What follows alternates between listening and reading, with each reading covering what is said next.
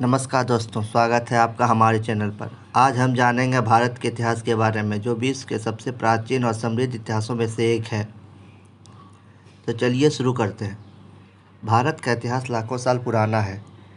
प्राचीन काल में भारत में इंसानी बसावट की शुरुआत लगभग 20 लाख साल पहले हुई थी, जब शुरुआती मानव समूह यहाँ पर बसे। ये लोग पत्थर के औजारों का इस्तेमाल करते थे और शिकार तथा संग्रह पर निर्भर रहते थे। इसके बाद नवपाषाण काल युग की शुरुआत हुई, जो लगभग 7000 ईसा पूर्व से 3000 ईसा पूर्व तक फैला था। इस काल में लोग खेती करने लगे, पालतू पशुओं का पालन शुरू किया और अस्थायी गांवों का निर्माण हुआ। यह युग भारतीय उपमहाद्वीप में सभ्यता की नींव रखने वाला समय था।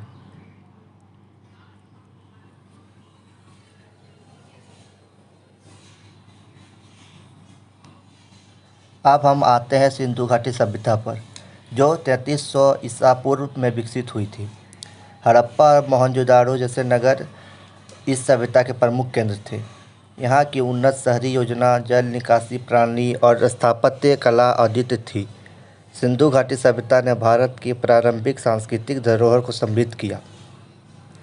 इसके बाद आता है वैदिक युग, जो लगभग 1500 ईसा पूर्व से 600 ईसा पूर्व तक चलता है। इस समय में वैदिक ग्रंथों की रचना हुई, जिसमें ऋग्वेद, यजुर्वेद, सामवेद और अर्थवेद प्रमुख हैं। इस युग में वर्ण व्यवस्था और सामाजिक ढांचा विकसित हुआ। अब बात करते हैं मौर्य साम्राज्य की, जिसकी स्थापना 322 ईसा पूर्व में चंद्रगुप्त मौर्य ने की थी।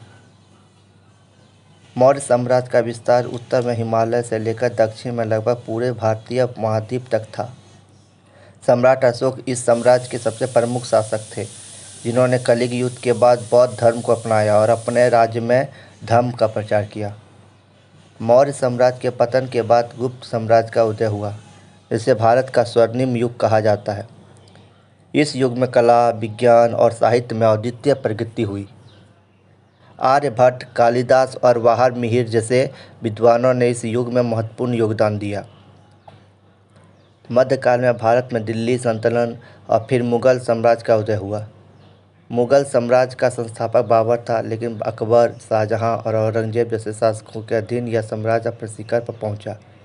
इस काल में भारत में स्थापत्य कला और सांस्कृतिक समन्वय का एक नया दौर देखा गया।